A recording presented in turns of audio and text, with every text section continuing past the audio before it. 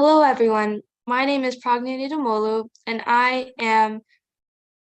name is Pragna Nidamolu. Welcome to the inaugural Global Youth Sustainability Summit, or GYSS, for EcoTeens.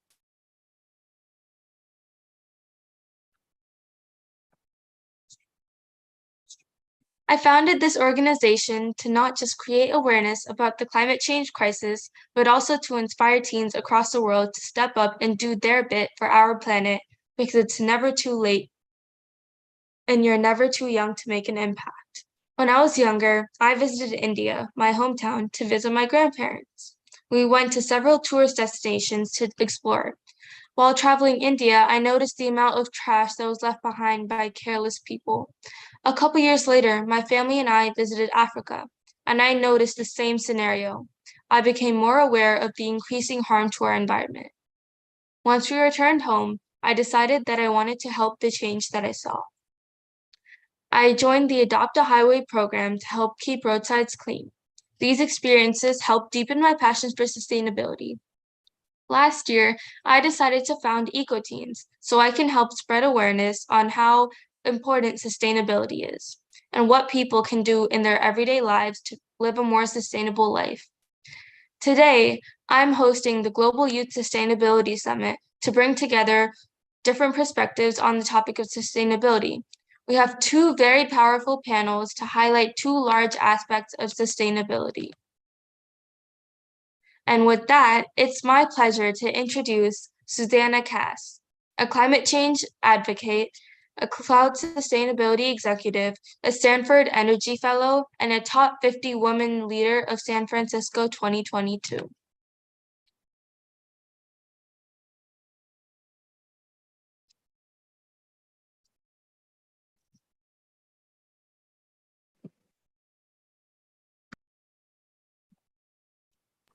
Susanna Cass is a climate change advocate. She is the Chief Executive and Sustainability Officer at InfraPrime, a Switzerland startup focused on providing net zero data center sustainability infrastructure products. The company is selected in 2021 by the European Union for the Clean Energy Award on Clean Energy Standard, EcoEdge Prime Power for Low Carbon Future, Clean Energy Infrastructure for Cloud, Edge, and colocation providers.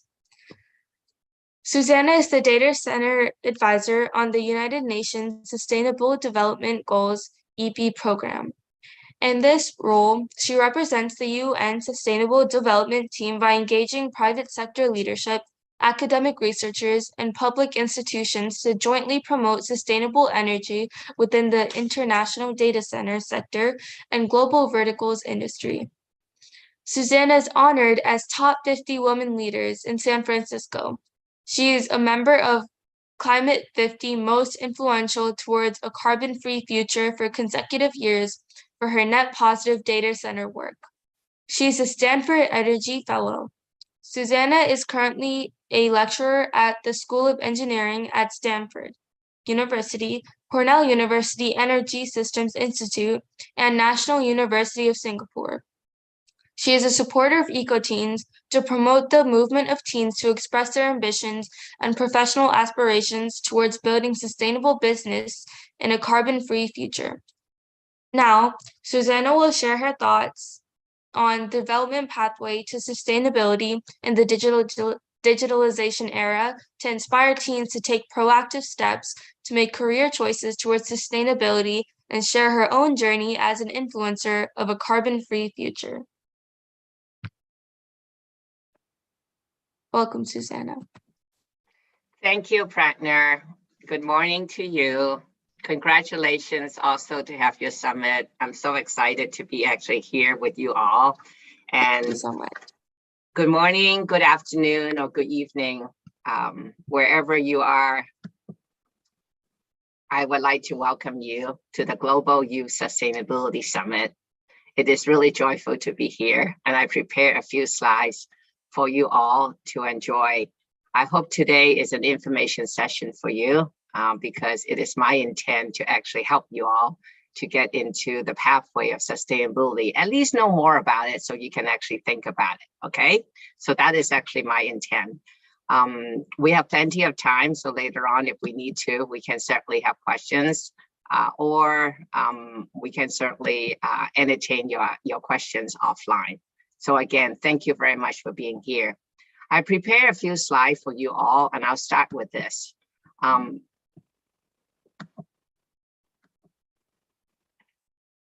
So as Pragna said, I'm a clean energy sustainability advocate. So what does that really mean? And how do I actually prepare myself to be where I am today? I have a computer science degree. I always have a fascination relating to how compute work. And it serves me very, very well with the growth of digital transformation as it is today. So subsequently, I found out I need advanced education. So I was very interested in working on a business side, policy, financial, and also people. So I decided to get an advanced degree in Master of Business Administration. And then I worked in the industry for quite a while. To be direct, it's probably about 35 years now. I have been in the IT industry. And I have received roles such as installing cables, doing programming, running around a computer data center room, understanding how everything all tied together to help my client application to work. So effectively, I work on the build, the operation, and subsequently, I also get a chance to be able to work with some very smart people in my industry to do the design of these global facilities. And one thing led to another. Over about the 30 plus years or so, I become the chief operating officer for a platform that you all might be familiar with called eBay International. So I was the COO for eBay International, building 17 plus new data center across each country. And that's been a phenomenal experience in actually learning, meeting people, understanding what they like as a seller and a buyer, and be able to have a voice on the platform with products that they actually have that they can use our platform, be able to transact with strangers across the world for items that they either want to look for or items they don't need that they wanted to sell. So it was a wonderful experience be able to do so. But I have to admit that I've been watching the growth of many of these platforms, including holding some executive IT management role, running Asia Pacific for Hewlett Packard, and also come back to work for a company called Sun Microsystem, which subsequently got sold to a company called Oracle in the Bay Area. And by doing so, I recognized that the way we do that, we're using a lot of resources. We basically grab them, we hang on to them just because we really want to make sure that the platform works. And it actually just stand by. And because we were just concerned that someday, perhaps there'll be some moments that the grid is not very stable. And so we just hang on to it. And we have zero energy mix that uses renewable energy, wind, solar, energy storage, and the utility sector as well. So I was a little bit bothered with it, to be direct. And then I started speaking to the management. I started speaking with the client. And it became to me very obvious that there's a systematic change that we need to do so. So what I have then prepared for you today is really kind of like my journey, how it really took off. So the first thing that what I like to bring to your awareness is over here on the right. It's called the UN Sustainable Development Goal. If you have not heard about it, I encourage you to study more about it. And I would actually glad to help Pragna for more technical information or youth information so you can actually become more aware about it, because I think it matters a lot to you. And the other agenda that I will cover in this keynote would be the sustainable systems and transformation. And we could not really have done it at the moment right now, and how many things are unstable, including domestic and international. It is a time that we all rise up. So you attending today's summit is an opportune time. Let me tell you a little bit more about the UN SDG goal. The 2030 Agenda for Sustainable Development is adopted by the United Nations member state back in 2015. I know, it's a long time, and it's actually before the pandemic. It provides a shared blueprint for peace and prosperity for the people and the planet, now and definitely into the future. At the heart of it all, there's a lot of really good work focused on 17 Sustainable Development Goals. It is focused on driving an urgent call for action by all countries, whether you're a developed country like America, or you're developing countries, which sometimes I feel like we still are developing, in a global partnership. These goals, if we achieve them and we take action, will end poverty and other deprivation that must go hand in hand with the strategy that improve health and education. Yes, and I mean health and education that will impact you, impact the people around you, impact the community that you lived in, and many people have yet to be born. It also reduces inequality, which we all experience sometimes because of the color or the race or the religion's belief that we actually have, or where we actually were born or where we ended up living. We need to strive to improve health and education, reduce inequality, and at the same time spur economic growth, which is extremely important in a sustainable development, especially after the impact that we all have experienced personally and as a country due to COVID.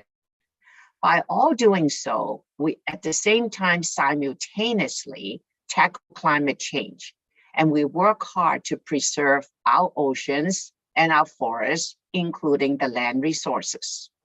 So let me start by focusing on the one topic that is most important out of the goal: people. We are all working towards and determined to end poverty and hunger and reduce food waste in all forms and dimensions, and to ensure that all human beings can fulfill their potential in dignity. Everyone have a right to live in this world the way that they like to live in the world, with equality and in a healthy environment, regardless where you were born, where you end up residing, and where you choose to spend the rest of your life. The second topic is the planet, which is actually where we are all joined together in this journey. We are determined to protect the one planet we have from degradation, including through sustainable consumption of all the resources we have, and the food production and production in general, in terms of making material that we use sustainably, that we can maintain and manage these natural resources before we found them. And we also need to take urgent action on climate change so that it can support the needs of our current present, to recover from the damage that we made from a linear economy in the past, and for future generation, which is where you are going to be taking majority and major leadership in the year of 2025 or 2030, depends what your age are. On some of them, maybe 2040. What we all work together on is promote prosperity. We are determined to ensure that each and all human being can enjoy a good quality of life, be prosperous in the community, take part in fulfilling your life and others, and that economic, social, and technological progress continue to occur, but in harmony with nature and with innovation that is not damaging to the resources and the future generation. Peace. We are all determined to foster a peaceful way how we can go by taking the approach that we do to carry out the duties and responsibility. So we leave things when we found them better than where they are, including the resources and the people that we meet. Just and inclusive society are the only way that can be lived with safety, fear, and violence. There are no sustainable development without peace and no peace without sustainable development. It is our responsibility that need to curb any unwelcome advances that we make to people. If they don't respond to you after a couple of times, you need to reflect and stop your behavior, because it is time that you recognize that maybe I should take more positive action to leave more positive impact for myself, my emotions, and other people. Peace is a right that we all have, including all mankind and all animals living on the planet. For partnership, we are determined to mobilize the means required to implement this very important agenda through a revitalized global leadership and partnership for sustainable development. I agree with Prattner. You're never too old, you're never too young, you're never too late, and you're never too early to get involved in EcoTeens and other development in your own way, to engineer your own pathway into sustainability. But we do so together based on a spirit of strengthened global solidarity. Focus in particular on the needs of the poorest and most vulnerable, meaning that people may not be as privileged today to join the EcoTeens Summit because they don't even have an internet connection, and to allow participation for all countries, all stakeholders, and all people. The interlinkages and the integrated nature of this sustainable development goal. It looks very pretty and it's so simple, just 17 of them. I really encourage you to take it to heart and take the time to read more about it, to understand what the impact that you can potentially make, and realize your own ambitions as you start thinking about what is important in your life. What do you want to study? What is the one sustainable act that you can do today after EcoTeens across the entire full agenda? By us all working together, our lives are all interwoven. We are all in the same journey. It will make profound improvement and our world will be transformed for the better. And they're not just nice words. It actually worked for me in this journey. I worked really hard to get the accolades that Prattner mentioned. Is because the results of my work and the journey that I basically take and the passion that is my personal fuel and the people who believe in me and the people that I need to leave because that is not a good growing, nurturing environment that I have. That's the only way that we can actually go forward, make progress, feel joyful, feel safe, free of harassment, free of unwelcome advances, in a safe place that we can all go forward, because it matters to all of us that we are healthy, safe, and we are going to the places and hanging out with the people, working with the people that can actually enjoy our life, our every moment, so we can actually be responsible and taking action in sustainable development goal. I am glad to send you the full document to Prattner. So through EcoTeens, this would be a one way for you to get a lot of these resources. And the title is called Transforming Our World, the 2030 Agenda for Sustainable Development. You can read it just like the head of state because you are absolutely capable. And what I like you to do is when you read it and there are areas that was not covered, we call them the gap, write us and tell us what they are. Write your own sustainable development journey and take it personally about it. So let me go to the next slide. And I'm going to walk you through some systems that I'm familiar with that I am calling for action. But at the same time, I want to do it in a way that you can map your own passion into the system. Transformation is required to reboot our current system today to get the sustainable result that we need by 2030. We all have experienced climate action, climate change that is not positive to the environment, compounded or exacerbated by the geopolitical unfortunate incident that is actually happening. this become a very important issue.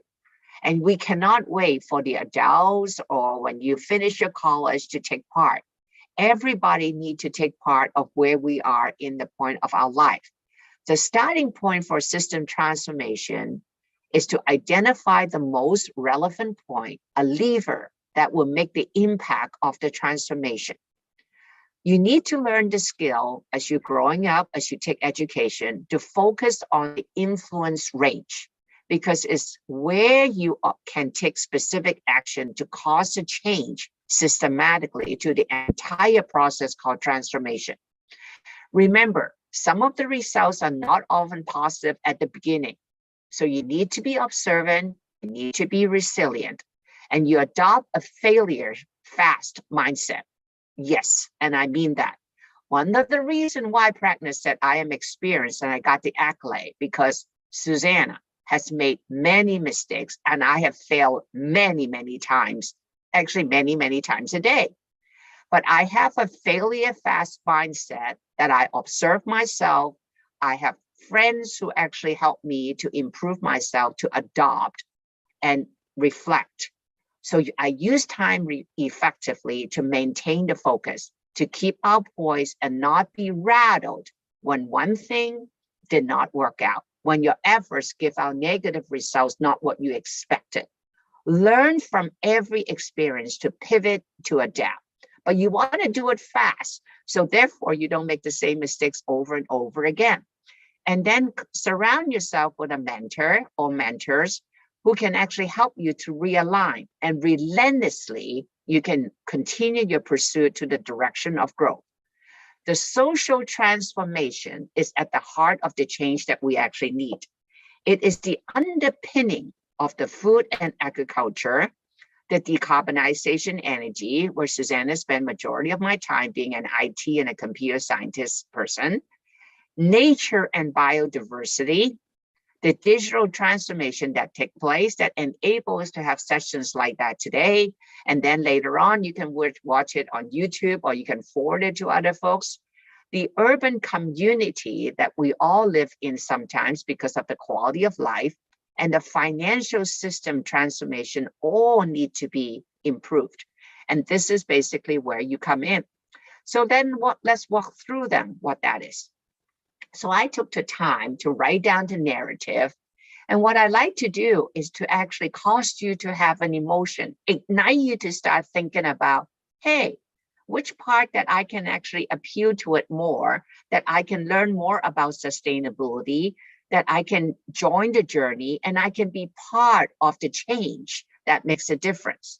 So let's start with social, because I did say that this is actually the heart of all the transformations. The social transformation seeks to be inclusive of all agenda, especially in less developing countries. Sometimes I feel like North America is a developing country, to be honest, the way how we actually deal with COVID and many other issues that we have in our home country, and some of the minus crime that just does not make sense. We need to rise up. You need to rise up in your own community. You need to practice nature neighborhood watch so you can keep yourself and other people safe. Embrace responsible acts does not need to go to school. You know it already about what is responsibility means. You also know what inclusive means, and you also know what equitable means. Together, you help to raise the bar, set a new standard, and we all develop sustainable practice as a system that we can measure. And by doing so, we leave no one behind. When we talk about business, the social transformation means we're really talking about people. Today, when you start talking about companies, they will hide behind their balance sheet. They will hide behind their earnings call. They will talk to you about what their stock price, why they're justifying the volatility that they have today. They will talk about the products, and they will talk about which country they're going to go expand. But if you start thinking about a social transformation, we are a collection of humans, and it is these humans working with a company of their decisions and action that really impact other humans. such as the relationship the company has with their employees and the families, allowing them to actually continue to actually work at home a couple of days a week. Surrounding community, these companies exist. Their customers and their communities, they also have families too. And the workers in the value chain and the stakeholder who believe in the vision of the company and they work really hard. It seems only right, if you think about it, that companies should put people at the heart of what we do. But most companies in corporate America do not do that. Like, wow, really? For those of you who like to cause this movement or social transformation, your passion can help to cause a change in the system to align with putting people first at the heart of every business contribution. And in the pandemic era, we failed as a system to do so. 3.5 million plus people died during COVID. Many more lost a job. Many of the jobs got disrupted and have negative impact. And unfortunately, many still living at the poverty line. It is not a standalone system as an integral part of all system transformation, which ultimately center and revolve around people. That is part of sustainability. Second, the agricultural and food system transformation seek to produce healthy and religious and nutritious food to feed a growing world population. While we stay within the planetary boundaries, because we only got one planet, and we offer the people who work really hard to produce us the food, such as the farmers, the fisheries, and the family, a decent standard of living. The pandemic has an estimate of 83 to 132 million people that are undernourished in the world due to inability of complex supply chain to ensure the availability of nutritional food for all the event because of the disruption of the supply chain and the food waste problem that we see every day. Poor diets are the main contributor to this global burden of disease, accounting at least 20% of premature disease-mediated mortality globally. So get involved in the agricultural and food system transformation is a sustainable act. The global food system continue to vitalize economic prosperity, the human and the planetary health. So not only take care of yourself, not only not waste the food that you have, but at the same time, do not waste the resources of our planet. That just makes simple sense.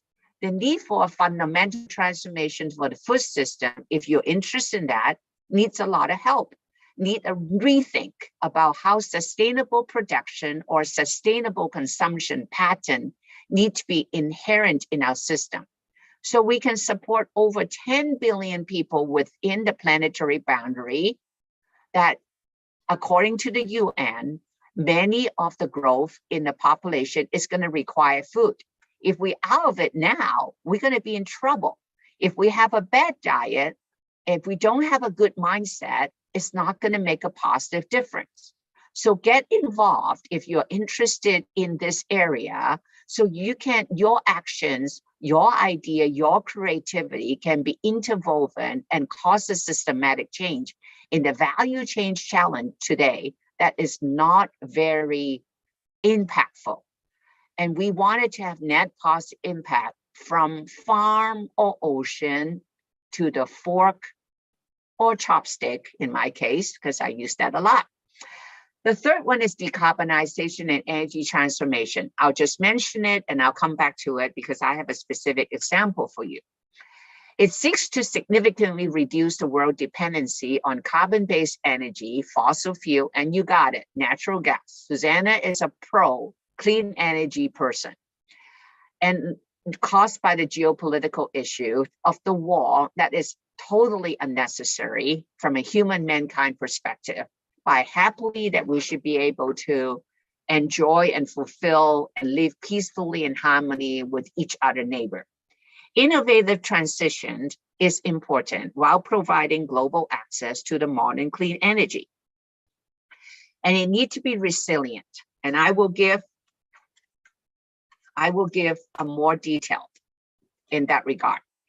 And I think from that onward, I do wanted you to understand that a clean energy required a carbon-free future. And there's more systems that have identified that I can make that information available to you all, because today we are a little bit short of time. So by doing so, if we take the Sustainability Act, we will be able to promote peace, dignity, equality for a healthy planet. And with that, Pragner, I want to turn it back to you about sustainable youth leadership. I know I only covered a few as an example today, but there are a lot more on this topic that I can make available to you, so your audience will be able to enjoy it. And if some of you like to contact me directly, I put up my QR code, and you can certainly send in the email to Pragner, and I can go that channel, or glad to talk to you in directly.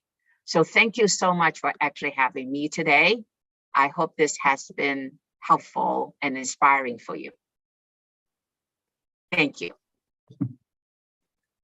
Thank you very much, Susanna, for that incredibly inspiring talk. Something that stayed with from Susanna's powerful talk, which is inclusive society. No sustainable development without peace, and peace is all we have. Thanks to Susanna for sharing Transforming Our Work 2030 Agenda, Sustainable Development Journey. Another important takeaway from the keynote is that transformation needs to happen systematically. That is so timely, as most of us at individual and community level think we can bring transformation in silos. Susanna, thank you for setting the tone for the summit with those valuable points. And with that, we will now spring ahead to our first panel of the day.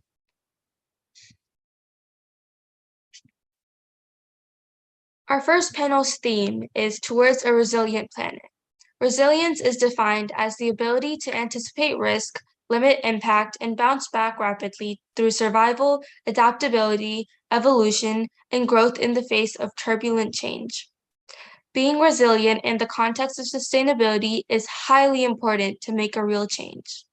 Our panelists are Shijo Tan, Nadia Poliri, Maria Teresa Pereira, and Devashri.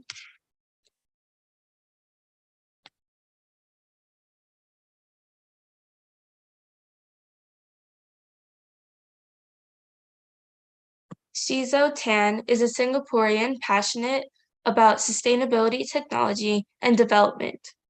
Having been involved in sustainability projects since 2016, he currently serves in numerous local, regional, and global climate-focused organizations.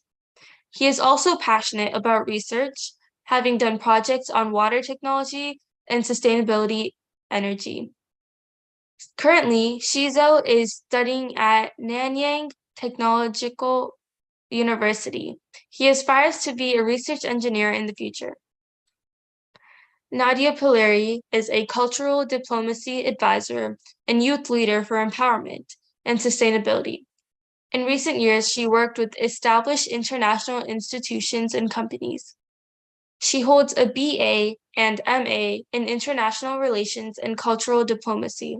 She focuses her activity on sustainable development awareness and youth empowerment. Hence, Nadia became United Nations Youth Leader, European Climate Pact Ambassador, and a keynote speaker on SDGs Agenda 2030. She aims to bring young professionals to discuss and collaborate with institutions to find solutions to the challenges of our time, like climate action and social justice, with the ambition to further strengthen the role of youth as the leaders of tomorrow. Her motto is, "The world needs dreamers and the world needs doers, but above all, the world needs dreamers who do." Maria Teresa Pereira graduated with MCCs in biomedical engineering in 2021 and is now a research engineer on social robotics at KTH Royal Institute of Technology. She is a EU Climate Pact Ambassador, curator at Reboot, a Portuguese NGO focused on communication on sustainability, and a co-founder of the European Observatory on Sustainability, which has just launched. Devishri Mulakala is an entrepreneur. She is a volunteer at Isha Foundation and technical consultant in the food industry. She's also an expert panel member at Administrative Staff College of India. Devashri is the founder and director of Haritara Sustainability Solutions, a company which is engaged in providing various sustainable solutions like organic waste composters, solar solutions, rainwater harvesting, etc., at a design stage of buildings and commercial complexes. She is the founder and director of Green Footprint, an NGO engaged in providing sustainable solutions to ensure a cleaner, greener environment through a well-nourished ecosystem. They conduct train the trainer sessions on valuing food, nutrition, waste segregation, hygiene, and plant trees in government schools. Those are all very impressive resumes. Now, let us get started on our panel with our very esteemed panelists.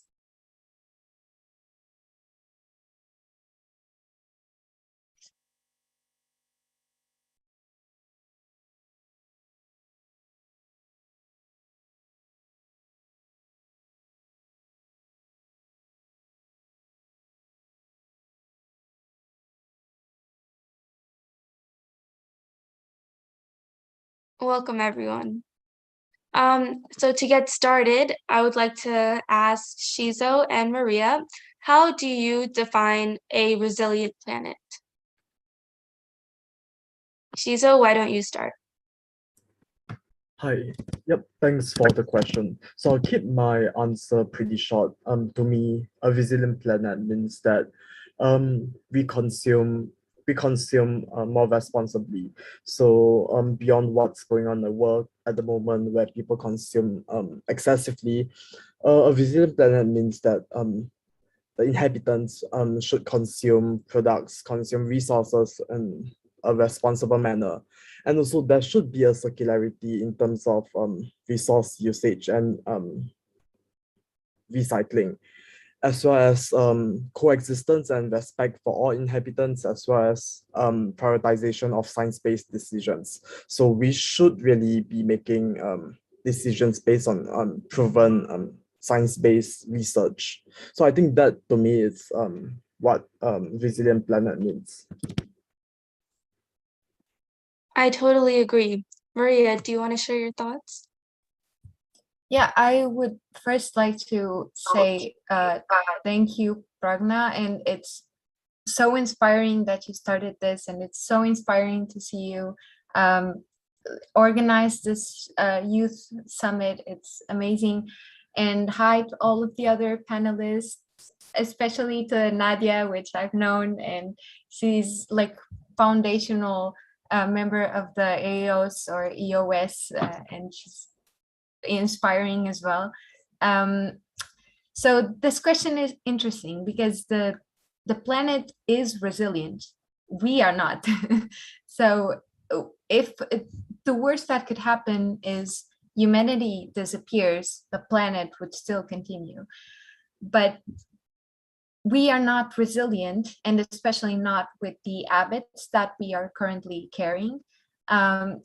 And the worst part is inequality that exists. So if you take a look at the regions where we have the most climate refugees are also the regions where we have developing countries. And so it's not the regions that are polluting the most that are taking the consequences of that, but rather the ones that are not polluting more because they're not developed more. And this is creating and bridging the gap between different societies, different just living conditions and cultures, and that is for sure a problem. So I think Shizu already gave a pretty good summary of what we could do, but I really think that we need to ensure, we heard in the initial speech, that we leave no one behind. That's very inspiring. Thank you so much for sharing that. Okay, Devashri, what is your take on the governments across the globe and how they are reacting at the current climate crisis? Hi. Hi, everyone. It's really nice to see youngsters like you taking initiative like this. I think that's what is most important. And so I'm a volunteer at Isha Foundation, and as part of Conscious Planet, we've seen what's happening around the globe. I don't know if any of you have been following what's been happening. So we have Sadhguru, one yogi from India, who is actually doing a rally all over the globe, and it's quite interesting to see how everyone is actually responding quite positively to something like save soil. We've seen a lot of scientists, we have seen policymakers, we've seen everybody come together. So I think the awareness is there. I think what is needed is the right kind of platform for people to come together and make it happen. And I think one of the key points there is that the soil is the largest carbon sink that we can find. And when we look back at all the information that is around, we can see that if we take the effort to just revive our soil, revive the organic content in the soil, I think that's what will help everybody. And even in the Middle East, we have seen how people have been responding very positively to something like that. So I think it's there. The more we work on it and we do the right things together as a concerted effort, I think that's where the difference will come up. I think that is very true, and I totally agree. Nadia, do you have anything else to add on to that? Definitely. And as Maria Teresa was saying, it's a pleasure, first of all, to be here. And thank you for hosting this kind of event, because I think that one of the most important thing is exactly this, to accelerate the discussion, to talk, to engage in a debate, because after all, this is what sparks the conversation. And going specifically to what we're doing right now, usually what I always suggest is how you approach everything, how you approach policymaking, how you approach youth involvement, and you have to walk two different paths that go in the same direction, because from one side, governments really have to adopt a global perspective, and that means to have a global strategy, which can be the Sustainable Development Goals, Agenda 2030, or international gatherings. And that for sure makes it's effective, because in the end, you see that all governments or areas are walking in the same direction, and you make sure that we're going towards the same goal. But at the same time, the local implementation, the regional adaptation is pivotal, because every region, every local, every community needs its own specific adaptation and needs to address different issues. So going towards the same road does not mean that we have to walk the very same road. You know, in the end, it's important that we arrive to that goal. And I think that governments are quite doing that, specifically regarding the current crisis. There is still a lot to do, because we see a lot of struggle in coming up with cohesion on a global level. And when we struggle with discussion on a global level, the point is that we don't even reach conclusion that impact on the local. So probably what the government should do more and should improve more is about, yes, defining the objective, defining the goals, the global strategy, but then also concentrate on the local adaptation. And that's the only way that you can resolve a crisis, because crises, yes, they can be global, but they impact the population, they impact the community, and everywhere they go, they impact in a different way. So probably that is my take on what the governments are currently do and how they're reacting, and where they should improve. I totally agree. And yes, we do need more of these events with representatives from across the world, especially youth, because we hold the torch. And I hear what you both are saying, and I definitely agree that governments definitely have more that we can do. Does anybody else have anything that they want to add? I could say something, and it's actually something that I think Nadia and I have talked about, which is it is very important to not just turn the narrative to, oh, you consumers need to change your habits. You consumers need to make better choices, not buy so many clothes. This is the narrative that we hear the most. And we can be climate activists that do their part, but also push everything towards more corporate responsibility, governmental responsibility. And this is why it's so important to have this question, which is, are we holding our leaders accountable? So yeah, it's a really good question. Thank you for that answer. And bouncing off of that question, do you think the UN is doing its part to influence the governments to do their bit? Everybody's welcome to answer.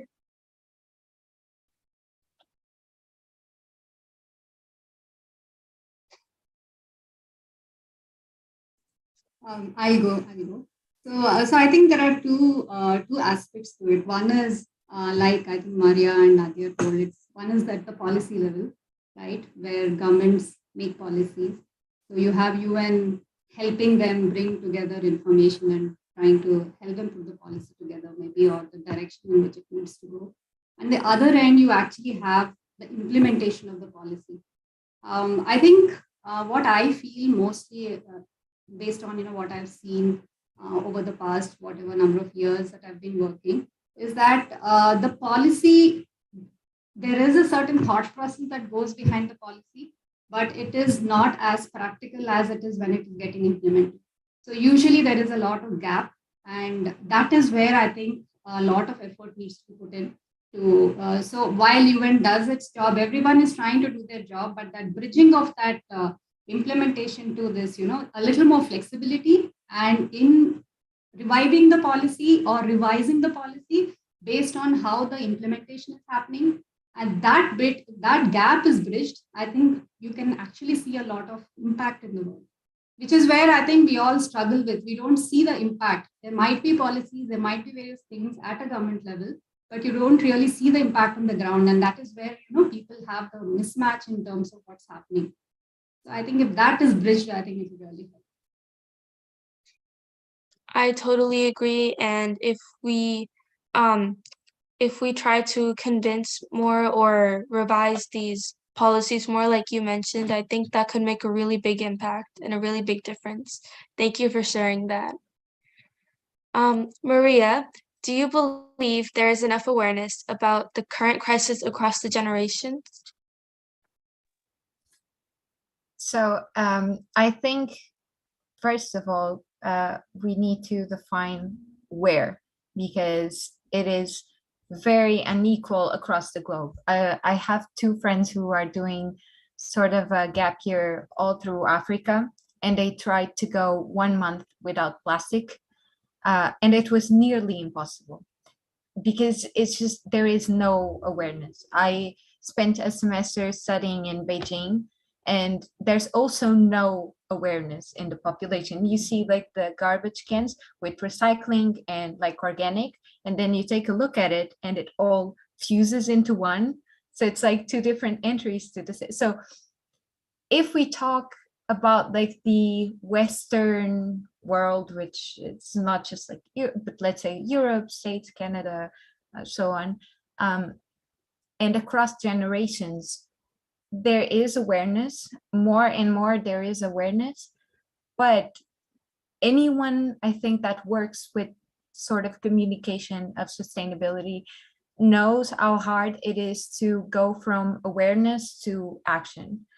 So from people being aware of what is happening to actually being sensitized enough to do something about it.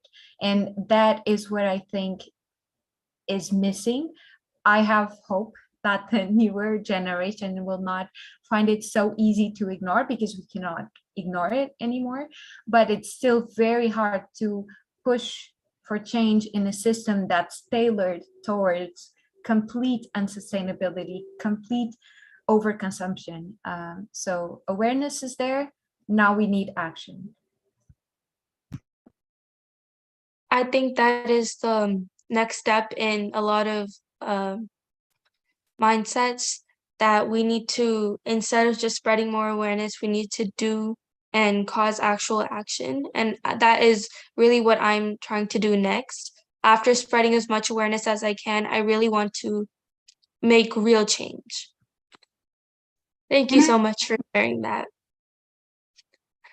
Can I add on first- to that? Yes, of course.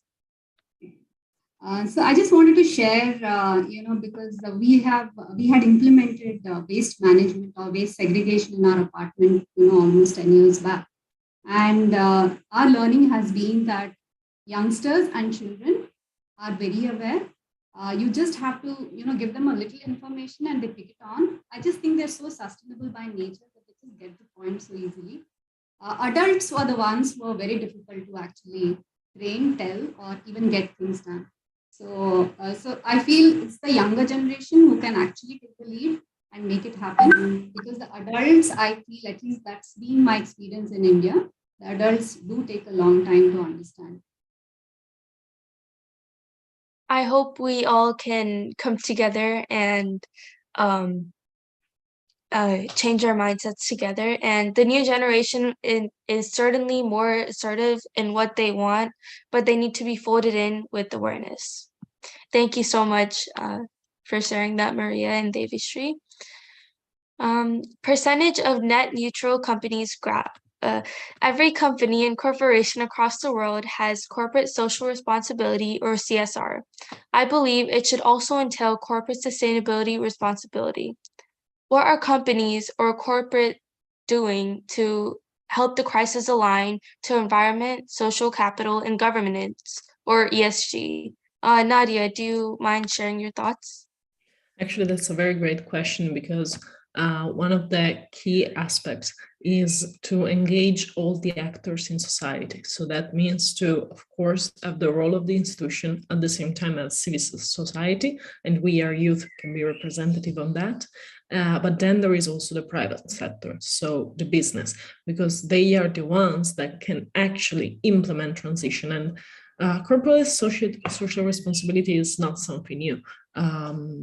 Businesses have been talking about that for a couple of decades, but right now it's shifting its paradigm. What does it mean? That it has always been some sort of, yes, social issues in which any business could give back to society and could sort of engage in like NGO, non-profit initiatives. But right now it's really different, because doing corporate sustainability project means that the company itself must change the way the business is done. So it's not a matter of just compensation, because compensation, it's good, of course, in a path of transition. It can be the beginning, but it's not the solution. The point is that businesses need to transform their mindset and to realize that in order to do future-proof business, they have to be sustainable, because it has been demonstrated that sustainable companies are the ones that will actually thrive in the future. So it's not a matter of let's care about the planet, because as Maria was saying at the beginning, the planet is totally fine, and it's not our impact that will destroy, or this kind of narrative cancel with the planet. The problem is on us. So it's been proven that if we keep on doing business this way, it's not sustainable economically. So companies, even though they are local or international, they can't keep up economically if they don't become sustainable, because their business model will not be affordable anymore. So that's why we need corporate social responsibility or corporate sustainability, because this is the only way in which we can keep business alive. And it's the only way in which we can still do business and we can thrive economically, because as of now, economics has always been measured in a sense of growth. That's why we use GDP. But right now it's not sufficient anymore, because we grew a lot. And we realize that our economies may be growing, but they're not thriving. It's very different.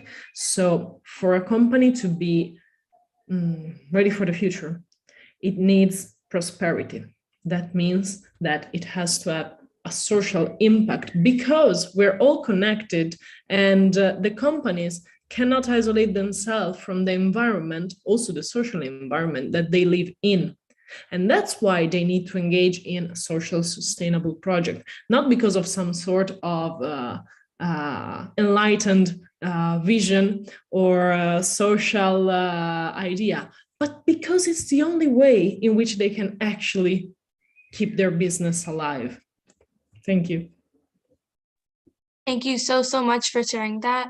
And I think in addition to corporate social responsibility, I believe every organization and institution around the world, including schools and colleges, must stand up to the sustainability responsibilities.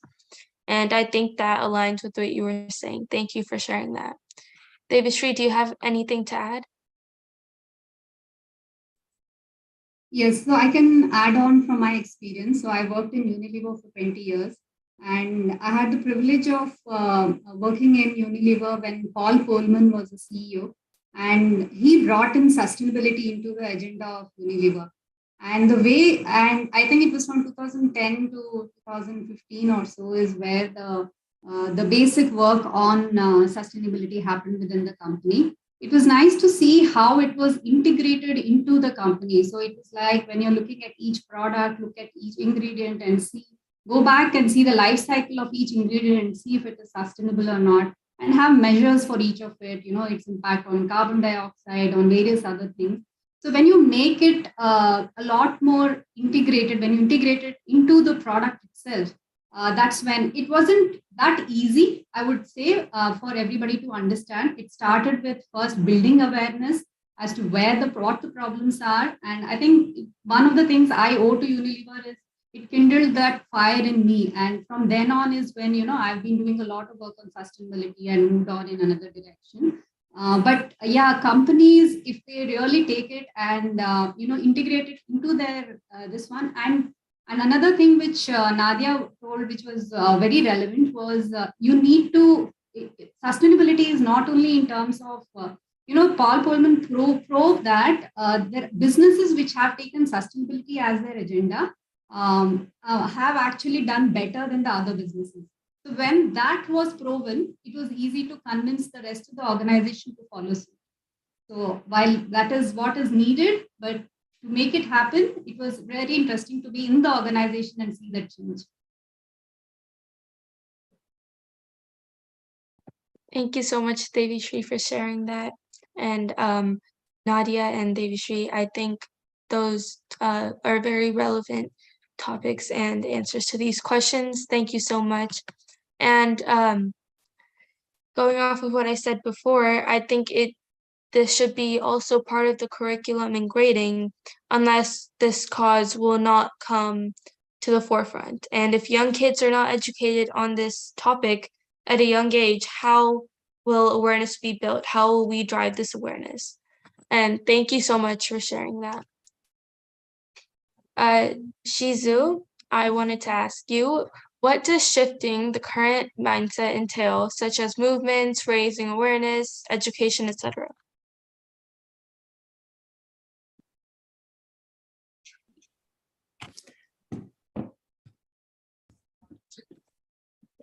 Maria, would you like to? Yes.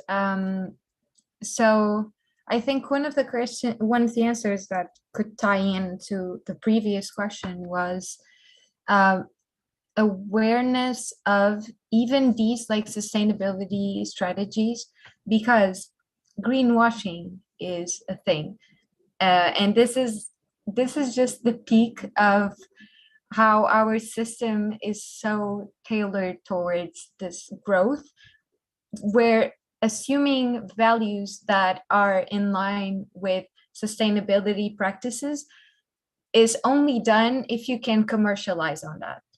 And we need to have a huge filter and be constantly aware to filter through what is actual activism and actual values of a company that is aware of not only environmental issues, but also social issues. So we have to filter through those, and also bring the companies that are abusing the system to answer for their claims, right? And so just to give you an example, I had to fly, which is not very sustainable. And I don't even remember which airline it was. They had screens that were showing, oh, you can neutralize the carbon emissions of this flight, just go to something, something. And then they were giving us out free plastic water bottles. And so, you see, it's ridiculous. I was so mad. But so awareness is also like realizing where we are being abused and where our good intentions and our values are being played, and making choices that can influence the market towards the ones that are not abusing the system. Also, voting. I always say this because I think it's something that people can underestimate so much, but it's where real change can happen, is at a higher level. And so if the only thing we can do, if you don't want to get involved in politics, the only thing you can do as a citizen, or at the least you could do, is to vote. And so just make sure you vote on people that are aligned with these values, with what you want to do for the world. Thank you so much for sharing that. I'm sorry about that. Thank you so much. And you are so right. We contradict ourselves by holding sustainability awareness events and distribute plastic water bottles. And I think it's really important to not do that and really align with our own values. Nadia, Helen Keller said, "Alone we can do so little, together we can do so much." How can we build the needed momentum consistently across the world so we all can make a consistent change? Well, that's $1 million question, actually. But the point is that community and being together actually makes us stronger. We live in a very peculiar time, and that is also because of social media. I know it may sound like something we've already heard, but the possibilities that we have right now, we didn't have like not even a couple of decades ago. We can build movements from day to night just through social media, and they actually have an impact. And just for doing an example that everyone knows about, let's think about what Greta did. She started alone in Sweden and she created a global movement. And if we didn't have the power of media, of social media, of connecting together, probably that protest would have stayed maybe not silent, but I don't think that it would have had the same impact in the same fast timing and with the same participation. We can really know the stories of activists from one point of the world to the others. I cared, and I remember that I engaged for activists that were at risk during protest, and we were live tweeting to ask for help, for support for them. So you see, this kind of support is really what is making the difference. And so right now, we need to build on this momentum. And I really, really agree with alone we can do so little. You know, there is also one saying that it's about, if you want to go fast, go alone. If you want to go and create an impact, you have to go together. So we have to be a bit fast because you know that time is running out, of course, but at the same time, we need to be aligned. And I'm grateful that I'm saying this in this youth talk, because us as young people are enthusiastic and we do a lot of things. We create a lot of initiative, we create a lot of association, but this can also backfire us because we're not always aligned. So it's very important to see that and to make sure that we, as I was saying before, are going towards the same target, towards the same goal. And yes, we can have different roads, but let's try to stick together as much as possible. And of course, not to create competition within one another. What we need right now to actually go together are connectors. So connectors and creators of networks, so that they can engage and create meaningful collaboration between all the associations that we have. And only in this way, when we have these connectors, we can create an impact. We can be a wave of the sort, so that as your question was saying, we can consistently make a change across the world. Thank you. We absolutely need to build the momentum, and wow, what a quote. If we want to go fast, go alone. If you want to go far, go together. I've always treasured this proverb, which is the basis of creating EcoTeens, as we can go far only if we go together. Thanks for sharing that powerful perspective, and let's consistently bring the change across the globe. This is a question for everyone. How can we shift from being part of the problem or a part of the solution? Devashree, would you like to start us off?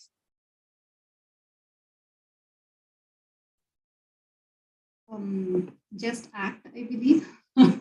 No, okay. I think it's about breaking down the complex. So everybody speaks about climate change, speaks about large issues, but they don't bring it down to simple things that an individual can do, which can help. So I think that is where a lot of awareness needs to be set in, where we actually break down the complex problem into little small very little small actions. Why I'm telling this is I'm in the nutrition field, and nutrition is also equally difficult, right? So when you start with very complex problems and you just talk about it, it's usually in the air. But when you break it down into very simple actions, like the kind of choices you're making when you're going shopping, can you take a cloth bag instead of instead of taking a plastic bag?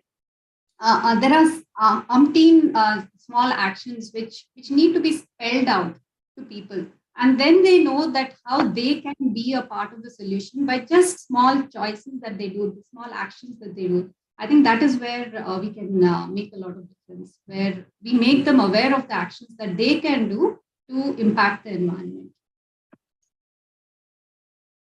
Thank you for sharing that, and I totally agree on that. Does anybody else have anything to contribute to this question? I can add something just because I think it's really important. Like I said, the narrative is often on like, yeah, you guys do it. So like the youth, and that can put a weight on our shoulders that is very, very heavy. And also it's especially heavier if you're aware of all of the dimensions of the problem, and that you cannot just tackle one thing at a time. But individually, what we can do is start with one thing at a time. So let's not, like, eco-anxiety is a thing, and it's going to become even more of a thing. And we cannot let the dimension of the problem prevent us from starting something. So we cannot let it freeze us. And on this note, I also think it is important to be, because we are the generation, and you guys, Pragna, EcoTeens all across the globe, are the generation that is the most informed, the most aware, but also the most tolerant. And this is so important when we are approaching people that have different views from our view. And so go and communicate with empathy, because not everyone's condition is yours, and we can all go towards the same target with different rhythms. And so as long as we're all walking there, it doesn't matter how fast you're going, you're all walking there, and we have to be aware and tolerant towards just everyone's condition. Thank you so much for sharing that. And I think both of your points really make sense. And if, like you said, if we all are trying to get the same goal, if we all work towards it in our own ways, and as long as we get there, it'll still be a good change. Nadia, if you have anything to add on to this. I mean, there is really nothing else to add because they really said everything, and I can just relate so much. And the importance of really creating the momentum. This word is coming more and more all the time, but it's very, very important. And we also have to be alert on what could backfire, as me or Maria was saying, because there is a risk in engaging also in doing activism, and that's why we also need to be aware of what our impact is doing, to keep a global perspective, and at the same time having this global perspective, learning how to adapt it locally. That's the most important thing, because we can align on a global level, but then we see the results locally. That's the only way that this can go.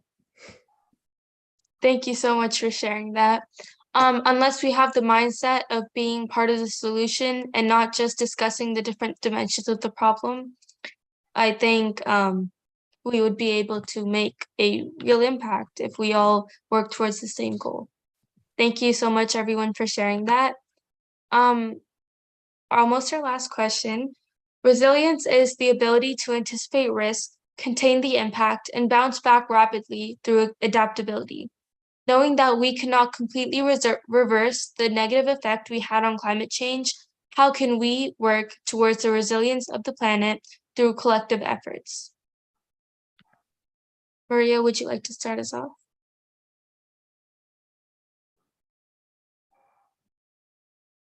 Sorry, I thought someone else was starting. I think we've said it. It's individual action, but also just advocating for corporate responsibility, for governmental responsibility, and doing our part in what we can. Send an email to a company asking them what is their supply chain and how much are they paying the employees that are in the beginning of the production. We can all do so much by doing so little, and as long as we're all doing a little, we're all doing a huge change. Thank you so much. That was really inspirational. Does anybody else have anything to add on? Yeah, I would think if every human being is sensitive to life, I think that would really make a lot of difference. Because being sensitive to life will bring in the sustainable nature in a person automatically. And that is why we see that children are far more sustainable or aware of sustainability than adults. That's because they're more sensitive to life. So I think that would be something which all the youngsters should work towards, being more sensitive to life, and that can really help build a resilient planet. Thank you so much for sharing that. And I really liked what Maria said before. We can do so much by doing so little. And Devashri, I think your point is very, very relevant too. Thank you so much for sharing that, both of you. My last question, what is one practical, sustainable action that we can all, as EcoTeens, promote? And if you don't mind, I would like to have one from each of you. I think that would be really effective. So, Nadia, do you? Yeah, sorry, come again. I had a scratch with your communication. I just wanted each speaker to give one specific sustainable recommendation that we can do as EcoTeens. That's great. And well, my recommendation is be clear, because the thing that we struggle the most is to communicate what we're doing and to communicate sustainability to a wider public. So not to people that already know about sustainability and this issue. So the more you make your communication clear, the more you can spread it and the more people can be engaged, well, then the more impact we can have. Thank you so much. Devashri, do you have something that you would like to share? Yeah, so make it easy for your generation to understand. communicate in a way that is easy for your generation to understand and make it happen. Okay, thank you for sharing that as well. Maria, do you have anything to share? I would say make sustainable actions viral, which is not easy, but you know how there was this particular company where doing hauls of clothes from that company became viral on TikTok or whatever. Let's change that. Let's accept actions that may be simple. Like, no one was wearing reusable bottles a few years ago, and now everyone is because it's stylish. And so let's shift the mindset in what we can do, and we can start just with our peers, with our friend group. But if it's everyone's friend group, then it will be massive soon. So yeah, just do your part. Thank you so much for sharing that. And thank you all very much for your valuable time and passion to participate in this summit organized by a 15-year-old. But then again, it shows that there is an intense desire to pass the torch to the next generation, and that's very reassuring. And I hope we all can have many more such conversations in the future. Thank you so much. That was a very, very insightful panel. Now we will have our second panel, Sustainability, Youth Holds the Key.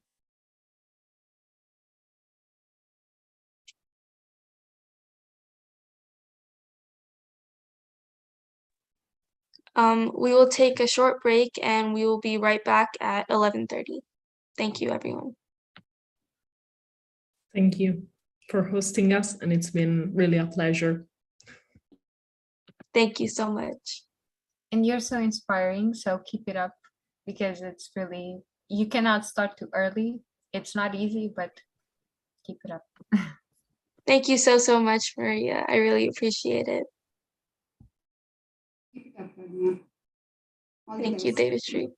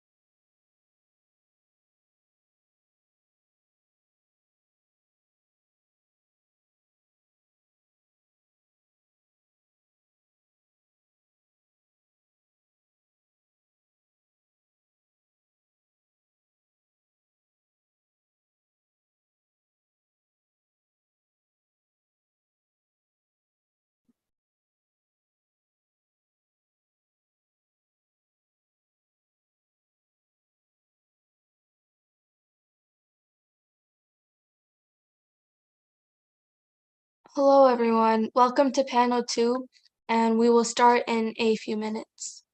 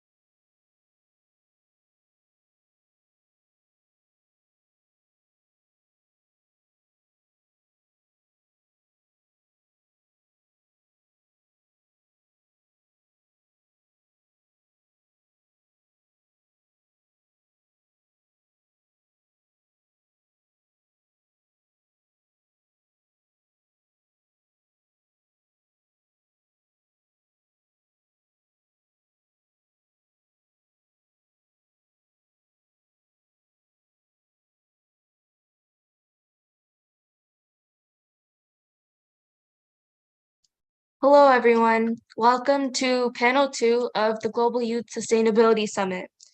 Our second panel is Sustainability, Youth Holds the Key. As we all know, the future of our planet lies with all of us, especially with the youth who need to take their matters into their own hands and step up to the cause. Our panelists today are Casper Nowicki, Amila Rahima Husna, Johanna Fontana, and Siddhartha Salagrama.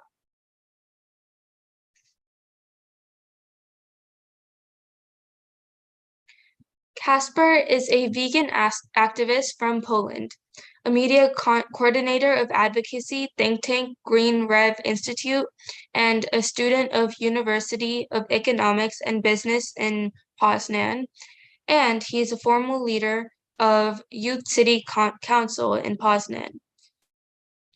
Amila Rahima Husna is a leader of Jakarta at Youth and Sustainability Indonesia.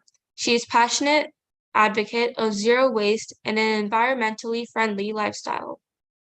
Johanna Fontadla is a Climate Pact ambassador for the European Commission, as well as the vice president of EOS, working in empowering the next generation, building Europe's green future. Currently, she is doing a double bachelor student, and she is studying economics and politics. by LSE and Business and Leadership by Forward College. For her, raising awareness about climate change is the first step to making people act. Concepts like climate change, sustainable consumption, zero pollution, or sustainable transport are hard to understand for many people. Having a better explanation would help the whole movement. As an economics student, she's really interested in the way that this matter affects the economy. Siddhartha Salagrama is a graduate in sustainable development. He's an activist in the environmental aspects of sustainability, who worked on multiple livelihood enhancement projects for the local fisheries communities under INCOIS, MOES, and NDMA in India. He is working towards mitigation strategies for climate change and environmental degradation. Now, let us get started on our panel with our very esteemed panelists. Welcome, everyone. Hello. Hi, thank you for the invitation. It's great to hear you and see you. It's great to meet you all. Okay, starting off our panel questions. As we know, the theme of today's conference is Never Too Young to Make a Difference. How can the youth influence the policies contributing towards sustainability? Johanna, do you mind starting us off? Yeah, for sure. I think youth are the leaders of tomorrow. And the best way of influencing the policies towards sustainability is through education and advocacy. And education is truly key to be able to come up with solutions that are constructing a more sustainable world. And advocacy gives you totally the power to be heard, which is something important. And apart from that, we need to have in mind that we lead by example. So whatever we fight for, we truly need to do it first. I totally agree with that. And I think that is something that people need to stand by. Whatever you stand for, you need to exemplify it yourself. Casper, do you have anything to add on to that? Yes, of course, because I'm thinking on European level and also on Polish level, because as you surely know, in Europe, we have a tradition of old men ruling the countries, the cities, and the whole communities of countries. And youth is not very often taken into consideration as a part of political discussion. Mostly, especially in Poland, youth is only taken for press conferences as a background, or just to say something what adults cannot from the parties. But if you want as youth to take important part in this political system, for example, in Europe, or specifically in Central Europe, as Poland, for example, you need to organize, professionalize, and fund. You need to start your own organizations, not only be part of organization created years ago, like, for example, youth parts of political parties. You have to professionalize, then act by law, and know your rights and exemplify there, as Johanna said. And also you have to fund, because we have to be honest. It's great to post some things on social media. It's great to go on streets with a banner, but to make a real change, sometimes you need to fund. You need to talk with politicians, but on higher level, sometimes with lobbyists, sometimes with political organization, but you have to professionalize and to organize, you need to fund. And that's the basic, in my opinion. Thank you so much for both of you for sharing that. And never too young to make a difference, never too early to make a change. This could not be more true, as I have seen in my own case. When I founded EcoTeens, I was concerned that no one will actually take me seriously, as I was only 14 when I started, and when I started reaching out to ambassadors across the world. And here we are having this great conversation, and I'm really happy that we could take it this far. Thank you so much for sharing that. Initiating social movements to urge policymakers to tackle environmental challenges such as climate change. What can youth do today to influence policymaking for a long-lasting impact?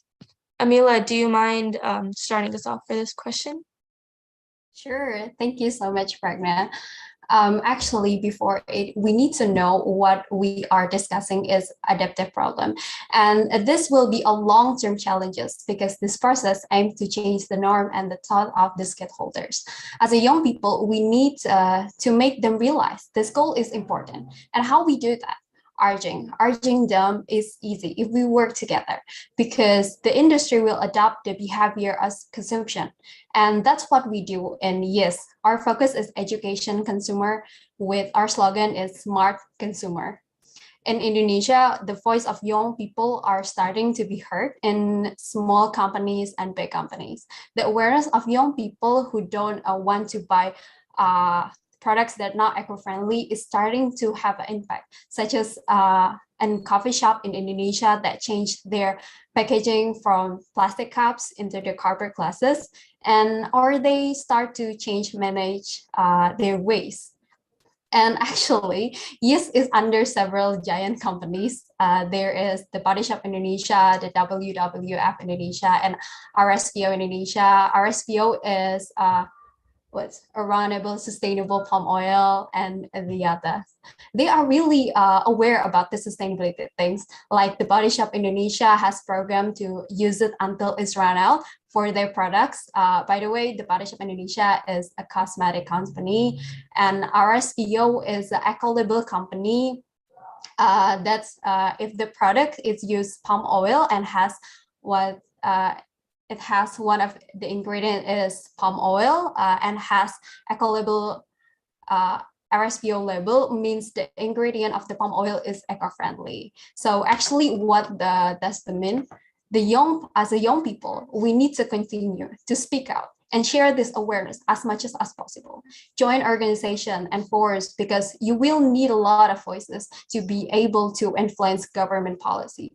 But the most important thing is actually the your real step from your changing consumption behavior, for example, like buying products that has eco labels, regulation, consumption in buying clothes. Just don't over consumption. And actually, eco-friendly items won't be eco-friendly anymore if you don't use them until the end of their consumer period, until they run out. But actually, eco-friendly is a little bit expensive for that has eco-label products. And everyone that doesn't have enough money to pay 2 times more, right?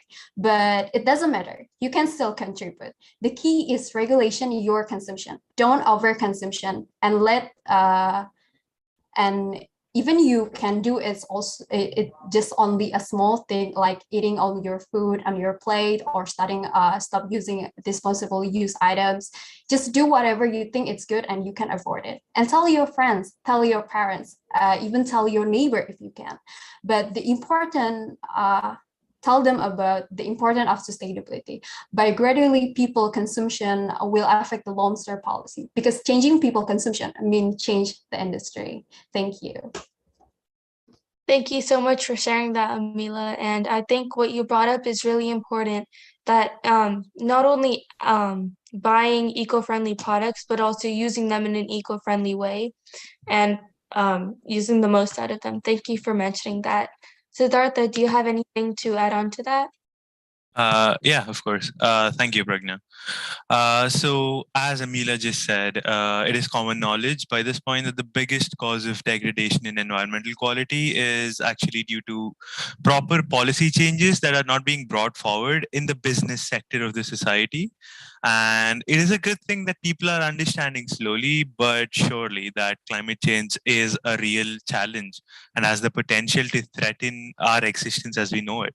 So how can this newfound knowledge and urgency among the youth be used to initiate change in the way policies are made, and what kind of issues need to be tackled to make sure sustainability is also incorporated into policies that revolve around the business sector? Well, social movements are no longer just a big group of people that are marching down the road. Over the last few years, there have been so many technological changes, and in the first panel, I was listening to someone talk about how the youth today have so many more means of protesting or talking or spreading the word. That is through social media and other forms of mass media. And so, yeah, so the youth of this day have reached that no other generation ever had. And this is the biggest point that needs to be considered. And raising awareness about a particular issue has never been easier. And yeah, making sure the government listens to us can be achieved by making sure everyone understands the issue that we have at hand at this point of time. Initiating social movements to raise concerns, and the youth will be given a chance to voice themselves and thereby work to bring about a change in how the policies are laid down for different sectors of the society, and how we can make environmental sustainability that it needs to be considered, but it also needs to be one of the forerunners in the policy making process. And also, one thing that we always talk about in sustainable development is not just coming up with policies, but making sure they're implemented properly. I could sit down and come up with a couple hundred ideas or policies right now, but what is the point? I do not have the means nor the power to make it happen. So there are different things that might come in the way. Costs might come out to be too high, or a particular idea might not be possible with the technological advancements that we have at this point of time. So all of these issues considered, implementation is one of the major factors that has to be taken into mind. And yeah, youth can, of course, make a change in the policy making process, but we need to make ourselves be heard by the government or whoever is in charge of making the policies by standing together and making sure everyone around the world understands what the particular problem is that we're looking at. Thank you. Thank you so much, Siddhartha. I think that was really impactful. And as you mentioned, you can't, even though you might have a bunch of ideas of how to influence these policymakers or make new policies, you don't always have the right resources to implement that. And it's important to do what you can to make this difference. Living in Washington, D.C., I see several monument movements demanding the government's attention, as you can imagine, across the White House. But I'm seeing more and more youth come forward to demand their bright future on this planet, rightfully so. And we also need more youth in politics and leadership so that they are aligned with everything that we are talking about right now. They bring diverse perspectives and a lot of long-lasting impacts that can sustain for decades to come. And I think that's really important, and I think that aligns to what you both mentioned. So thank you for that. Today, there are 1.2 billion young people aged 15 to 24 years, accounting for 16% of the global population. The active engagement of youth in sustainable development efforts is central to achieving a sustainable world. How can we accelerate this engagement for a wider impact? Casper, do you mind starting us off? Yeah, thank you, Pragna. You know, it's very interesting to me to hear or to be a part of this discussion, because as a youth, we have a right. Especially, specifically, I'm talking about Poland right now, where youth is a generation born after fall of communism. So we don't know. So only what we know is freedom, and that's what makes us a generation who have to make a next step. What I mean, I heard a few terms on our debate, and I hear them every day when I hear some political public discussion. I hear eco-friendly, sustainability, green, and other words that are not 100% defined. For example, when I hear that some product is eco-friendly, I want to ask how, for example, meat can be eco-friendly. Meat cannot be eco-friendly. You have to feed a cow with hundreds of tons of grains. You have to waste them. You have to waste hundreds of thousands of liters of water. And then you have to change this cow into only a few kilograms of meat. It cannot be eco-friendly. And when we hear from politicians that something is eco-friendly, for example, palm oil, which 80% of production is dedicated to animal factory farming, we have to know that as a youth, we have to move Overton window. Because right now in Europe, for example, left parties don't even want to talk about veganism, about reducing emission as fast as we can. They of course talk about this, but programs are not appropriate, and programs is what defines thinking of party. And when we talk about accelerate engagement, we have to know that youth is only group in societies right now who can think in perspective of generation, because as I said before, the generations of politics right now are mostly men, and I will repeat this, there are mostly men, old men, who don't understand perspective of 20, 30, 50 years, because they only think about next election.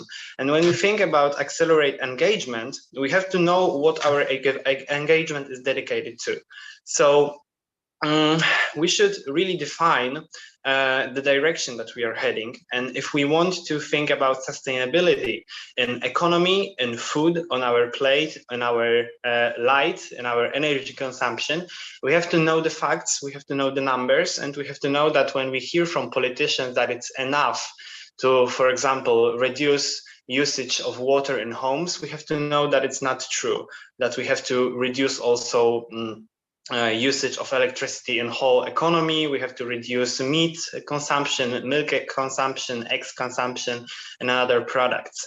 So I think what we need to do to start to talk about this engagement is to define our goals and define words as sustainability, eco-friendly, or green in products and political parties. You're so right, Casper. And I've always heard the words green, eco-friendly, sustainable, as you mentioned, a lot when I was younger, but I never really understood what they meant and how they apply to me as a kid until I took it upon myself when I started this organization to dive deeper to understand what they really mean and what I can really do about this crisis. So thank you so much for mentioning that. Amila, do you have anything to add on to that? Sure, yeah. Actually, sustainability is about reducing. We can just disappear it. No, we cannot do that. We just can reduce it. But if you're asking how we engage this for a wider impact, actually it's collaboration. Do you realize I'm from Indonesia? If you don't know Indonesia, Bali, do you know Bali? Bali is Indonesia. Maybe you were in the morning right now, but I'm here is a midnight. It's almost 12 p.m. But with an internet connection, we can connect like now. But by this, you gave me a new insight, and also I'm sharing my opinions and also information here and achieve to our goal on expanding awareness and developing the sustainability even better. We can you imagine if I go to USA offline, how many emissions that I will spend? Online collaboration is one of the best if you need to do as soon as possible. And that's what we do in YES. We do collaboration with foreign organization, and also we have some branches overseas, like in Malaysia, India, China, and as soon as possible in Europe soon. But actually, if we tell about global, actually it will difficult. If you doesn't have any connection on global friends, you still can focus on a national, because must be quite a lot of people in your country, and be a common language will be communication easier. But if you have opportunity like this in a global way, just do that, because a lot of fun for meeting a new people from the other countries, like meeting y'all here right now. Thank you. Amila, I wanted to take a second to acknowledge what it might have taken you to participate in the summit close to midnight at your end. And this is a very big example of your passion. Thank you so much for joining us today. And I totally agree. It's great to meet people from everywhere across the world. And I'm really enjoying hearing all of your perspectives on these topics. Thank you so much. Yeah, I'm enjoying too. Meeting y'all is excited. I never been before. That's my first time. Okay, the next question. How can schools and universities contribute towards raising awareness about the sustainable goals? Johanna, do you mind starting us off for this question? For me, this is one of the most important questions, to be honest. I think raising awareness is key towards a more sustainable world. But universities and schools should focus first on being sustainable. Before raising awareness, they truly need to start being sustainable and to kind of enter this world, which is not easy. It's something that we do at ELSE. We truly work towards sustainability as well as raising awareness. A school and universities could, for example, contribute towards more sustainable way of living by, for example, maybe borrowing books instead of buying books every year. So you kind of reduce this book overconsumption. Apart from that, I think recycling, which is not that easy, and you take for granted that everyone knows how to recycle, but it's not true. Or another example could be using technologies. We have a lot of tools that don't contaminate if we use them, or contaminate less. So it's always, if it's possible, it's a great tool. Especially in elementary schools, if kids start creating sustainable habits, this will totally contribute to a more sustainable transition. It will be something more organic to them, and they will just do it at school and at home. So recycling is the best example. If we are taught how to recycle in middle school, we are able to explain, and we're able to explain the kids why they should do it. They will continue doing it for the rest of their lives. So Thank you so much for sharing that, Johanna. And I totally agree. When I was younger, we barely learned anything in school about when we had no awareness about sustainability or how we can be sustainable. We just lived our lives like nothing was wrong.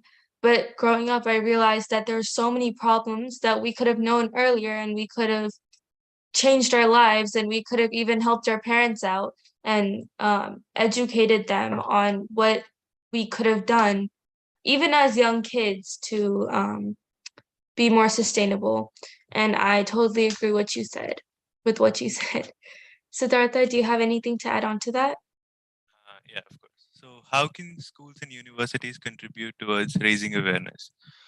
I mean, what can't they do? Schools and universities will be the front runners in raising awareness regarding any issue for that matter. Sustainable development goals have been added into the curriculums of most schools at this point of time. And to be honest, I have never heard of the sustainable development goals till I was in 11th grade. Not really proud of it, but environmental sciences and sustainable development was never a thing for us in school. But I have found out that the whole topic of SDGs is part of the syllabus now in most of the middle school subjects. So changes like this being brought up over time will significantly affect how the next generation looks at these particular issues. Making sure the schools and the universities teach the students about sustainable development and climate change and the numerous issues encompassing these topics, it'll lead to a future where the people know and understand what is going on around them, and will help in producing solutions much easier, and also helps in tackling them much better. I have done my bachelor's in sustainable development, and here in India, whenever someone asks me what I study, it takes me 2 days to explain what it is. The whole topic of sustainability is so rare that most of the general public does not understand the concept. But the fact that there is a course out there that is teaching us sustainable development at this point of time is a sign by itself to show that changes are being made. And now we know that schools and universities are bringing about changes. And also the fact that we're sitting here right now in a summit that was arranged by Pragna is a sign by itself that schools, the youth are actually learning. The schools are teaching the students that it is an issue that needs to be tackled, and all of the students need to look at it from a young age so that they understand what it is. So yeah, that's how I think that schools and universities should contribute to raising awareness and are raising awareness about the sustainable development goals. Thank you. Thank you so much for sharing that. And I totally agree. I do agree that they have started to put out more awareness, like flyers and stuff around the school, to be like more sustainable, like recycle like plastic and stuff like that. But it's not enough. Like they just have flyers in a corner of a school. Nobody's going to see that and really think about that and realize that they need to make a difference. So I agree with both of you saying that we really do need to make a bigger difference and schools need to bring about more change. Thank you so much. Does anybody else have anything to add to this question? Okay. So this is a general question for everyone. Do you believe that sustainability and climate change crisis and potential solutions, including what students can do to address the crisis? Because I see all topics in history, science, and math, but the clock is ticking on climate change and the time is now.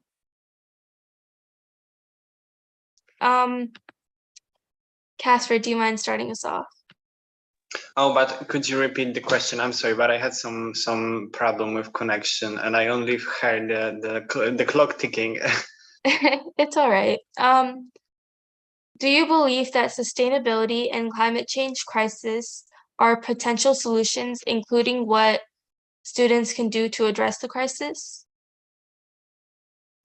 You know, what I meant when I told about raising engagement of youth and engagement of our generation into climate change issue and biodiversity loss was that it's an issue that will define our future. And I don't mean that it will define our future by how we can study English or Spanish, or how we can, be, I don't know, be living in Poland or in France. It will define our life, like, will we have something to eat or will we not? And when I think about activism of youth, and I think about this, what we should do and how we should connect the paths and the levels that we act on, is that there is no more important thing than climate change and biodiversity loss right now when it comes to our civilization. Because if we think that this civilization that we now have is something that is worth to save, and I think it should be matter of discussion, by the way, but it's not for today, I think, that then the saving climate and by the biodiversity and change our economy into sustainable. So what I told you before, what I think about sustainable world, is what we have to do as soon as possible, and it will define life of youth on activism, business, political, and educational level. Thank you so much for sharing that, and I totally agree. I think that is very relevant to what is going on in the world right now. Thank you so much. Johanna, what can students do to help? What can students themselves do to help this climate change crisis? This is a really good question. And to be honest, we need to start by saying what you mentioned already. Climate change is something that is really time sensitive, and we truly need to act now, because if not, we're not even going to have the chance to do that. So the best way of truly making an impact and starting in all this sustainable world is just evaluating your life, seeing all the things that you do, what you eat, how you move around, and all the activities that you do, and start making changes. It's not possible to be fully sustainable.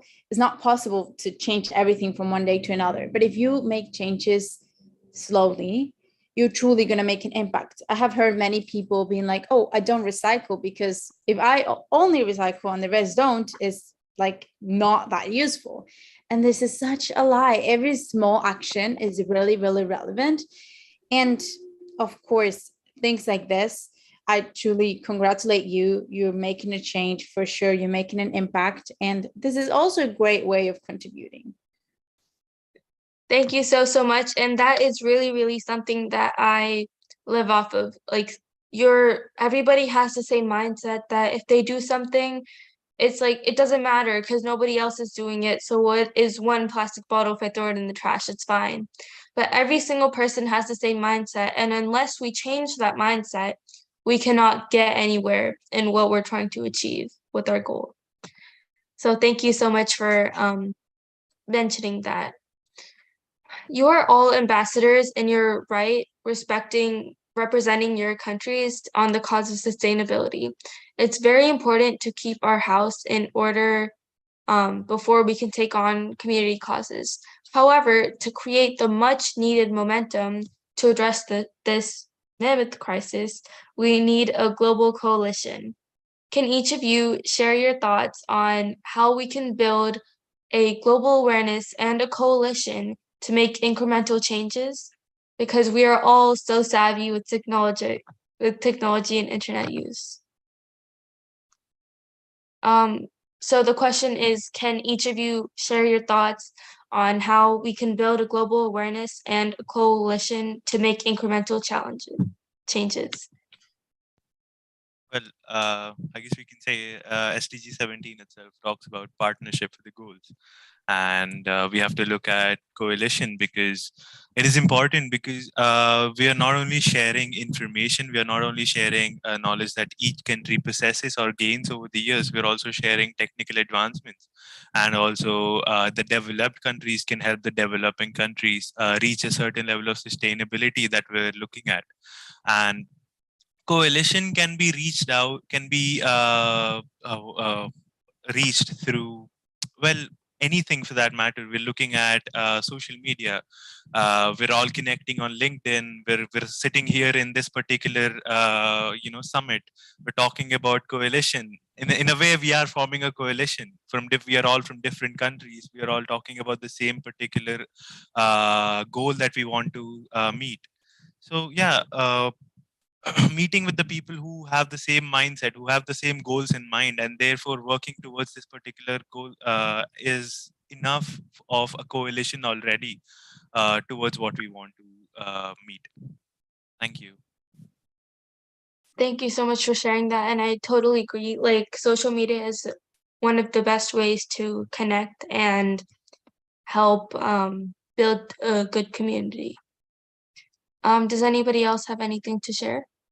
Definitely. I think that one of the key points is focusing on Sustainable Goal 17, partner for the goals.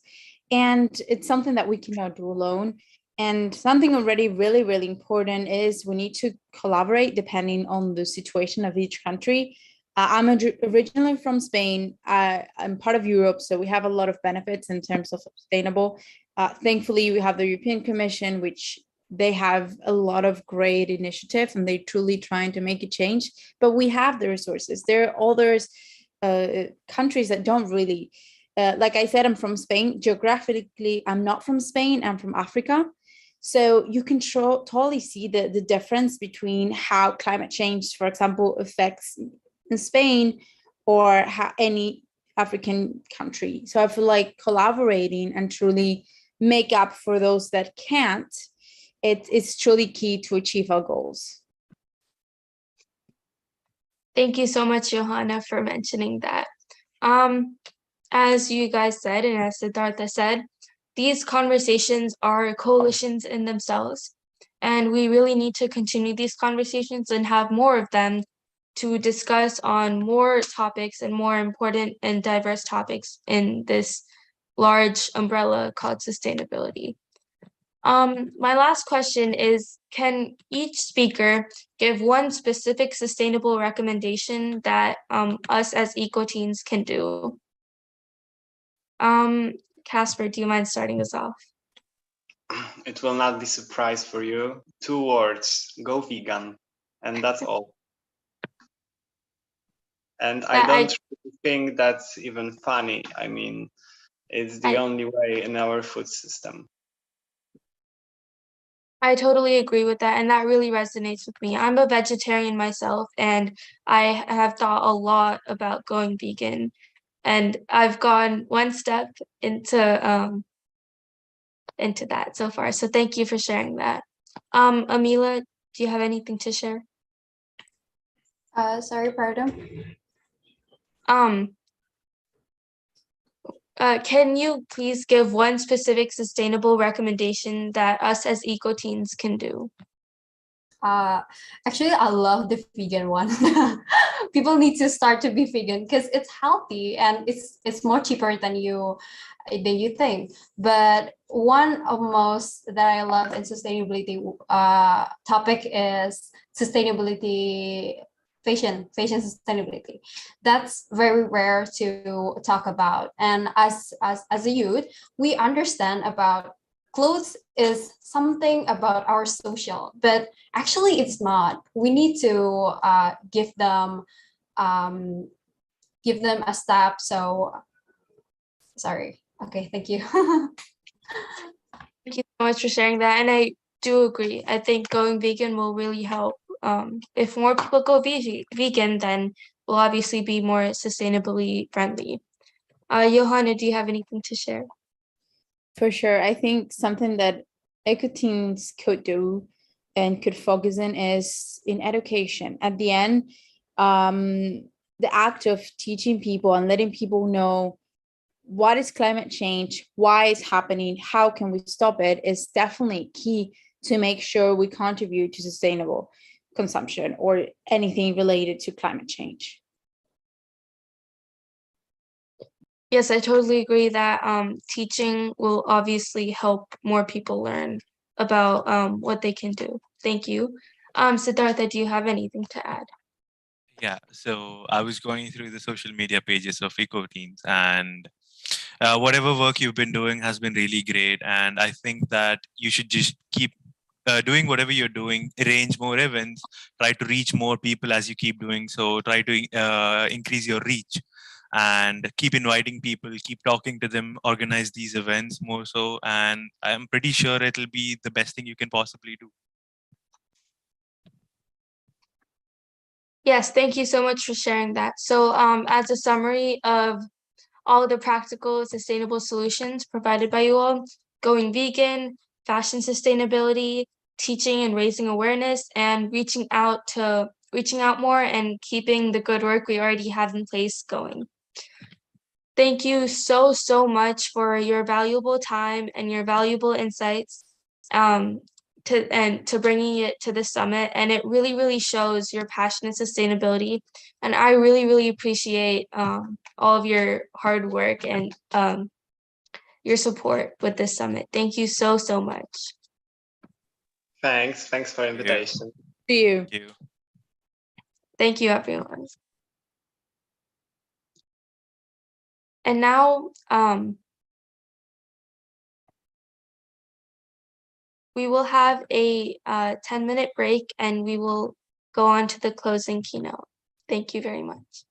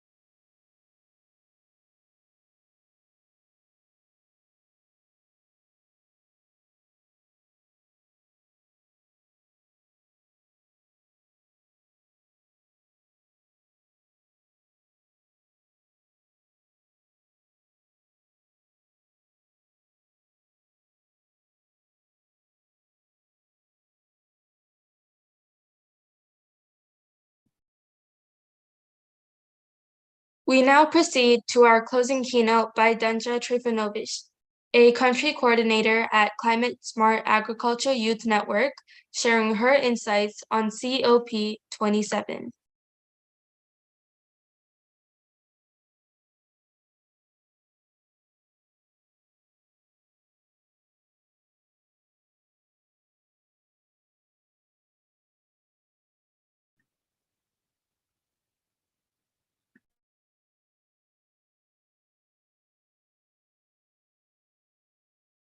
Discussed, but also to decide what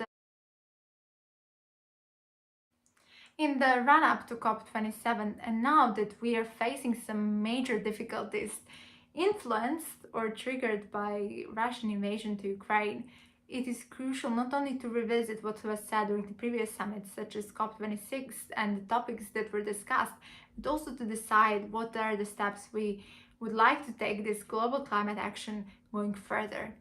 And now we are stepping into the decisive decade. And when I say decisive decade, I'm thinking about 2030. And the latest IPCC report shows that the action we have been taking is clearly not enough. And there are some very worrying statistics. And now at COP27, it is time to revisit what was being said and what was being done during the previous years and decide how and in which way, what have we been doing wrong, and how we would like to, what road we would like to take this global climate action going further. I would ask you now to see or imagine the map of Europe. And if you look at the Western Balkans, you will see the small country of Serbia.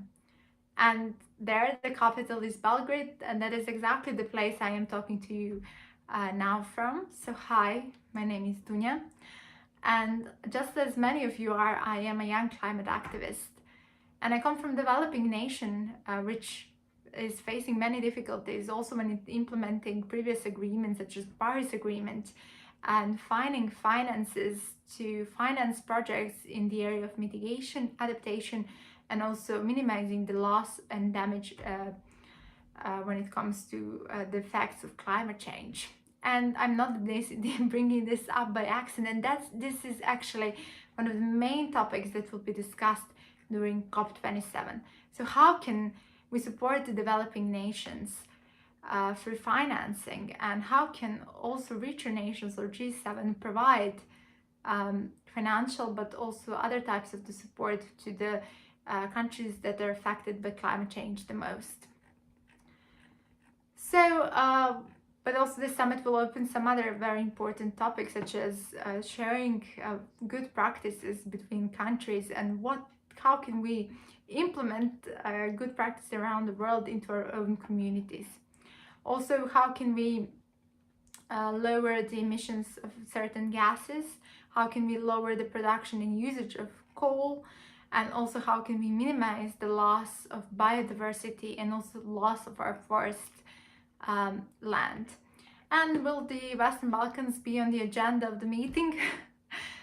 I don't know, but as I said, the climate finance will be one of the burning questions that will be addressed during the summit.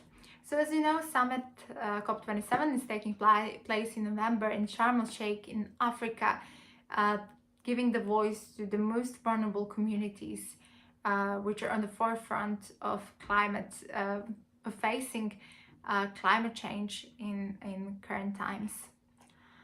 Also, one of the important things that will be discussed is also how can we implement early warning systems for emergency preparation and reduction of risk of extreme events. Now, at this point that we are counting down till the year 2030, which was taken as a sort of turning point, now that we have to take concrete progress within this area, and that is very crucial, especially in terms of and scopes of objectives, data, metrics, and reporting methodology. At COP27, it is important to clearly formulate financial targets for mitigation, adjustment, and finance of losses and damage for developing countries and nations. I would also say that when it comes to financing, it is also very important to have like a methodology, how to track how the finances are spent and what is the impact of those projects we decide to finance.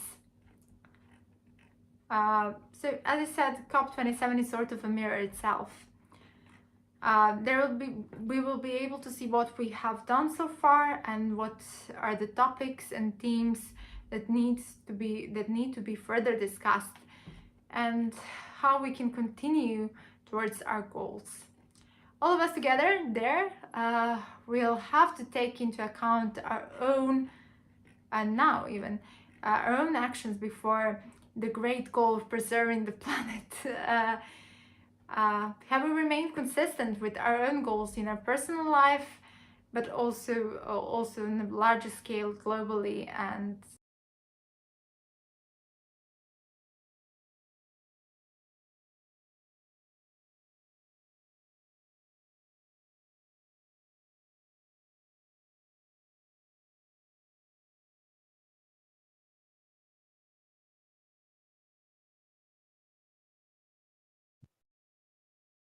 That wraps up our inaugural Global Youth Sustainability Summit. A huge thanks to all the panelists that spread their valuable time to share their insights and helping us understand how our collective commitment towards a brighter future of the planet is vital. There were several incredible and valuable insights shared by our keynote speakers and panelists. The only way we will keep the momentum is to continue these much needed conversations, bringing sustainability ambassadors from across the world, as we did today. We will not only just talk, but walk the talk by implementing the practical solutions that our speakers shared with us. Here's to many, many more conversations and impactful scripts towards a way more resilient planet, because the youth holds the key to sustainability. As a part of EcoTeens, we have a Green Stories podcast where we bring incredible speakers to chat about sustainable solutions. So please subscribe to the EcoTeens YouTube channel for more green stories and sustainability summits.